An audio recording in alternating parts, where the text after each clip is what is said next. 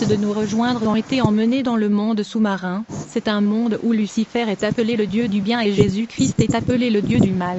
Ici on nous a dit que c'est Lucifer qui a amélioré la vie des hommes. Les hommes peuvent lui demander ce qu'ils veulent. On nous a dit que les gens souffrent à cause de Jésus-Christ. On m'a dit, il suffit de regarder les gens qui adorent ce Dieu, regardez comme ils sont pauvres. On m'a montré la liste de tous les milliardaires du monde. Aucun d'entre eux n'est un chrétien. Tous ces milliardaires servent Lucifer, afin d'attirer les hommes dans l'occultisme, ce n'est pas la domination. J'ai utilisé une méthode utilisée par Lucifer dans le jardin. Quand il s'est approché d'Adam et Ève, le diable a utilisé la parole de Dieu et a réussi à mettre le doute dans leur cœur concernant ce que Dieu a dit. J'ai amené les hommes de Dieu à douter de la parole et à remettre en question les paroles de Dieu. Et quand ils ont atteint ce stade que suit l'envoûtement, je devais connaître la Bible pour remettre en question la parole de Dieu. L'arme mortelle de l'ennemi est le faux évangile qui conduira beaucoup en enfer. Les gens vont en enfer à cause du faux évangile. L'ennemi et les forces de l'univers opèrent également avec un plan décennal, et ils se réunissent tous les 10 ans pour déterminer la stratégie et les moyens de séduction, selon le monde des esprits. C'est Lucifer qui a apporté à l'humanité la connaissance et le bonheur.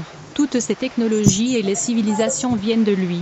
Comme on dit dans le monde invisible, plus la technologie est avancée, plus l'humanité devient fragile. Dans la grande réunion luciférienne où les décisions sont prises, il y a 7 présidents qui composent le comité qui décide avec le prince de ce monde le destin de l'humanité. L'un d'eux qui est au-dessus de tous ces dirigeants est le souverain du Vatican. Il est le représentant du dieu du monde invisible Lucifer. Il est le serviteur de la déesse Diane qui est vénérée dans l'église catholique. Cette réunion luciférienne est également suivie par des célébrités.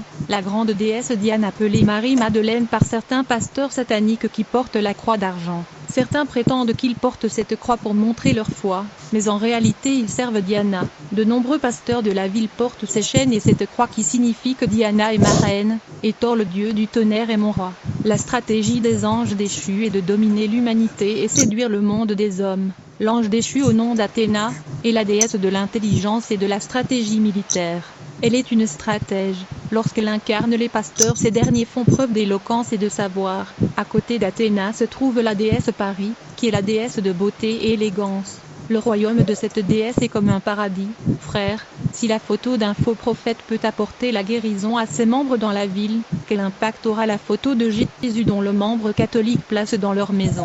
Ce Jésus représenté par l'Église catholique est apparu à beaucoup de gens comme un ange de lumière. En vérité, ce Jésus sur la photo catholique est le diable lui-même, qui est invoqué dans l'occulte comme Samaël. Il apparaît sous de nombreuses formes et a de nombreuses attributions. Il est également apparu comme un dragon à 3 ou 6 têtes qui vomit du feu. Mais l'attribution que l'ennemi aime le plus est la personnification de Jésus dans l'Église catholique, où il est adoré comme Jésus-Christ. Le Jésus que nous voyons dans l'Église catholique est Lucifer.